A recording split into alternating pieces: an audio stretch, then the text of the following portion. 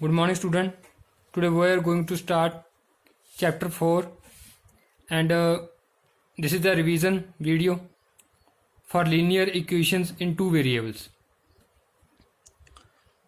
तो अब हम जो भी हमने काम किया था, चैप्टर किए थे, first of all we will revise all the chapters and साथ के साथ आपके टेस्ट भी कंडक्ट होंगे. ठीक है, तो लाइव क्लास में ये आपके टेस्ट कंडक्ट हुआ करेंगे. पहले लाइव क्लास में आपको जो भी आपके डाउट होंगे वो डिस्कस किए जाएंगे. ठीक है, आपको रिवाइज कराया जाएगा और उसके साथ ही आपका जो टेस्ट होगा उसके नेक्स्ट क्लास आपकी टेस्ट के लिए जाएगी. तो अब स्टार्ट करने जा रहे हैं लीनियर इक्वेशंस इन टू वेरिएबल्स. लीनियर इक्वेशन का मीनिंग क्या है कि जो मेरे पास इक्वेशन होगी उसकी जो हाईएस्ट पावर होगी वो 1 होगी. ठीक है, जैसे 2x + 5 है, इसमें जो पावर है इसकी ये 1 है. x की जो पावर है 1 है, मतलब कुछ नहीं लिखा x की पावर में, तो ये कितनी होगी 1 होगी पावर. तो this is a linear equation. Next हमारे पास है टू वेरिएबल लीनियर इक्वेशन. ये है 1 वेरिएबल में, क्योंकि इसमें जो x है वो सिंगल ही है, कोई और वेरिएबल इसके साथ नहीं है. जो इंग्लिश अल्फ़ाबेट्स होंगे हमारे पास वो हम एज अ वेरिएबल कंसिडर करेंगे. जो 1 2 3 4 5 होंगे ये हमारे कांस्टेंट होंगे. ठीक है, जैसे 5 कांस्टेंट है, x हमारा वेरिएबल है. टू वेरिएबल का मतलब अगर दो वेरिएबल आ जाएं, जैसे मैं एक इक्वेशन उठाऊं x + y = 176, तो ये टू वेरिएबल इक्वेशन होगी. ठीक है, तो इसमें दो वेरिएबल आ गए x एंड y, और लीनियर है क्योंकि इनकी पावर्स क्या है 1 1 है. ठीक है, लीनियर भी है और टू वेरिएबल भी है.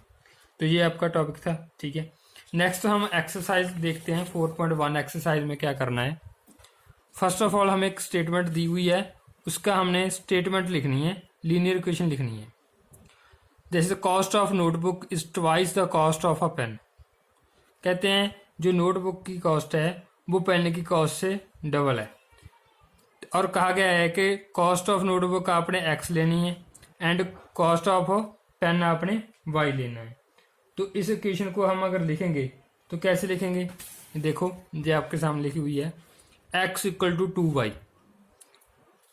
ठीक है, क्योंकि बोला गया है notebook is twice the cost of pen, notebook की कॉस्ट डबल है.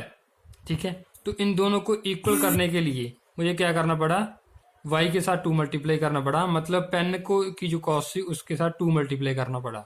तो ये हमारी इक्वेशन आ गई x = 2y, क्योंकि दोनों इक्वल करनी थी. अब 2y दूसरी साइड आ जाएगा, x - 2y = 0 which is required equation. तो ऐसे इक्वेशन लिखेंगे. उसके बाद सेकंड में हमें बोला गया express the following linear equation in this form ax + by + c = 0. इस फॉर्म में एक्सप्रेस करना है इन सारी जो स्टेटमेंट्स हमें गिवन है. ठीक है, तो जैसे फर्स्ट क्वेश्चन ही है, देखो 2x + 3y = 9.35. अब इसको हमने एक्सप्रेस करना है इस फॉर्म में, ये वाली फॉर्म में.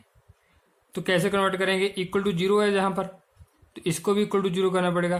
जो 9.35 है इसको दूसरी साइड लेके आना पड़ेगा, जो प्लस का है दूसरी साइड क्या आएगा, माइनस का हो जाएगा, =0 हो जाएगा. ठीक है, तो जो सारी टर्में हैं फर्स्ट ऑफ ऑल हमने एक साइड पे कर देनी है, =0 करना है. उसके बाद हमने देखना है कि x के साथ कौन सा नंबर है, y के साथ कौन सा है, और जो सिंगल कांस्टेंट वैल्यू है वो कौन सी है. तो जो x के साथ होगी वो a है, तो a की वैल्यू कंपेयर करके क्या आ जाएगी 2. y के साथ b होता है तो b की वैल्यू कंपेयर करके क्या आएगी 3. सिमिलर c की वैल्यू क्या आएगी -9.35. तो प्लस माइनस साथ में उठाना है इसके. ठीक है, इस तरह हम करेंगे. जैसे एक फोर्थ क्वेश्चन है, ये देखो x = 3y दे दिया, तो इसकी भी वो 3y भी दूसरी तरफ आएगा पहले. ठीक है, तो =0 हो गया. अब जो थर्ड टर्म थी वो नहीं थी, मैंने +0 लिख दिया, तीनों टर्में कंप्लीट हो गई. ठीक है, क्योंकि इसके अकॉर्डिंग ही लिखना होता है हमने. तीनों टर्में कंप्लीट हो गई हैं. अब हम वैल्यू फाइंड आउट करेंगे. a की वैल्यू कंपेयर करके 1 आ गई, b की वैल्यू कंपेयर किया -3 आ गया, c की वैल्यू कंपेयर की 0 आ गई. अब ऐसे a b c की वैल्यू हमने इसमें निकाल ली है. 4.1 में यही करना है. नेक्स्ट हमारे पास थी 4.2 एक्सरसाइज. इसमें फर्स्ट क्वेश्चन में पूछा गया which one of the following option is true and why. कहते हैं कौन सी ऑप्शन ट्रू है. ये क्वेश्चन दे दी y = 3x + 5 has a unique solution, only two solutions, infinite many solution. ये सोल्यूशन क्या चीज़ होती है, तो इसको समझने के लिए हमारे पास है, जैसे कोई ना कोई हमें इक्वेशन दे दी जाती है, बोल देते हैं उसके सोल्यूशन फाइंड करो। सोल्यूशन मीन्स हम अलग अलग वैल्यूज पुट करके फाइंड आउट करेंगे। जैसे ये क्वेश्चन है मेरे पास 2x + y = 7 है, इसके सोल्यूशन फाइंड आउट करने हैं। तो क्या करेंगे, एक बार x की वैल्यू पुट कर देंगे इसमें और इस इक्वेशन में, और y की वैल्यू हमारे पास ऑटोमेटिकली आ जाएगी। y की कितनी आएगी 7, तो 0 7 इसका एक सोल्यूशन आ गया। तो ऐसा सोल्यूशन फाइंड आउट करने हैं। x की वैल्यू आपने अपनी मर्जी से करनी है, कोई भी पुट कर सकते हो, ठीक है, जो इजी लगती है वो पुट करके आप इसका सोल्यूशन फाइंड कर दो। तो this is the solution, first solution. अगर मैं एक और वैल्यू पुट कर दूंगा x की, तो y की एक और वैल्यू आ जाएगी विच इज 5। तो इसका जो सोल्यूशन आएगा 1,5, जो होगा सेकंड सोल्यूशन होगा, ठीक है। अब इसमें हमने फाइंड आउट कर रहे हैं 4 सोल्यूशंस। तो उसके बाद x की वैल्यू 2 पुट की है, ठीक है, कितना आया सोल्यूशन 2 3। फिर x की वैल्यू 3 पुट कर दी इसमें, वो कितना आ गया मेरा 1। तो ऐसे आपने हर एक क्वेश्चन के 4 सोल्यूशन निकालने। अब जो फर्स्ट क्वेश्चन था कि इसके कितने सोल्यूशन फाइंड आउट कर सकते हैं, x की वैल्यू 0 पुट कर सकते हो, 1 पुट कर सकते हो, 2, कितनी भी वैल्यू पुट कर सकते हो, हमें कोई लिमिट तो दी नहीं। तो इसीलिए इसका आएगा इनफाइनाइट मैनी सोल्यूशन। जितनी वैल्यूज पुट करते जाएंगे x की, उतने सोल्यूशन आते जाएंगे, ठीक है। तो इसका आएगा इनफाइनाइट मैनी वाला। सेकंड मैंने आपको बता ही दिया कि 4 सोल्यूशन निकालने हैं। इसके बाद थर्ड में क्या करना है, ये आपको इक्वेशन दे दिया, चेक करना है कि जो पॉइंट इसका सोल्यूशन बन रहा है, मीन्स इस पॉइंट को इस इक्वेशन में पुट करके देखना है। अगर तो आंसर इसके इक्वल आ गया 4 के इक्वल, तो यस आ जाएगा answer, yes this is a solution. अगर 4 के इक्वल नहीं आया तो इसका आंसर नो आ जाएगा। जैसे हमने एक क्वेश्चन किया है, ये फर्स्ट वाला किया 40, थर्ड क्वेश्चन उठाया है 40 मतलब x, y होता है ये, ठीक है। x की वैल्यू क्या आएगी 4, y की वैल्यू क्या आएगी 0। यहाँ पर पुट की 4 मीन्स 2 × 0, ये 0 बन गया। 4 = 4, लेफ्ट हैंड और राइट हैंड साइड दोनों इक्वल आ गई, तो 4 0 इज द सोल्यूशन। सिमिलरली एक फोर्थ क्वेश्चन में उठाया ये वाला, ठीक है, ये इसका जो पार्ट था, फोर्थ पार्ट था थर्ड का। इसमें क्या है, x की वैल्यू √2 है, y की वैल्यू 4√2 है। सेम उसी क्वेश्चन में पुट किया है, सिंप्लीफाई किया, अलग अलग आ गई लेफ्ट हैंड और राइट हैंड साइड, तो this is the not solution. तो ऐसे हम सोल्यूशन फाइंड आउट कर सकते हैं। नेक्स्ट में हमें एक इक्वेशन दे दी, और इस इक्वेशन का क्या करेंगे, ये x = 2 और y = 1 पुट कर देंगे और k की वैल्यू निकाल देंगे, दैट इज द 7। तो इस तरह आपने ये 4.2 एक्सरसाइज भी सॉल्व कर लेनी है। नेक्स्ट जो हमारे पास है, ग्राफ ड्रा करना है। नेक्स्ट वाले में graph of a linear equation in 2 variable.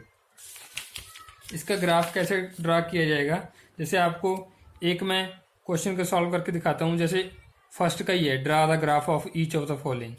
कैसे ग्राफ ड्रा होगा इसका, देखो ये इक्वेशन दे दी है x + y, हम इसके सोल्यूशन निकाल लेंगे। 2 या 3 सोल्यूशन, कम से कम 2 सोल्यूशन, ज़्यादा से ज़्यादा आप 3 भी निकाल सकते हो, 4 भी निकाल सकते हो, और वो आपकी इच्छा है, लेकिन कम से कम 2 सोल्यूशन होने ही चाहिए। x की वैल्यू 0 पुट की, तो क्या है 0 + y = 4, जहाँ पर पुट कर दिया, y आ गया 4, सोल्यूशन आ गया 0 4। x की वैल्यू 1 पुट की, इसमें 1 पुट की, तो हमारा y आ गया 3, सोल्यूशन आ गया 1,3। सिमिलर 2 पुट की, तो सोल्यूशन आ गया 2,2। तो ये पॉइंट्स आ गए मेरे। इन पॉइंट को अब ग्राफ पेपर पे शो करना है हमने। ग्राफ पेपर होगा आपके पास, क्या करेंगे, एक लाइन लगाएंगे x एक्सिस, एक लाइन लगाएंगे y एक्सिस। जिस पे x एक्सिस पे क्या होता है 1 2 3 4 5, ठीक है, ये वाली साइड पे। दूसरी साइड पे -1 -2 -3 -4, और ये जो डिफरेंस है इनके बीच वाला, ये इक्वल होना चाहिए सभी का। सिमिलर y एक्सिस पे ऊपर प्लस वाले होते हैं और नीचे माइनस वाले। तो अब जैसे पॉइंट शो करना है मैंने 0,4 शो करना है।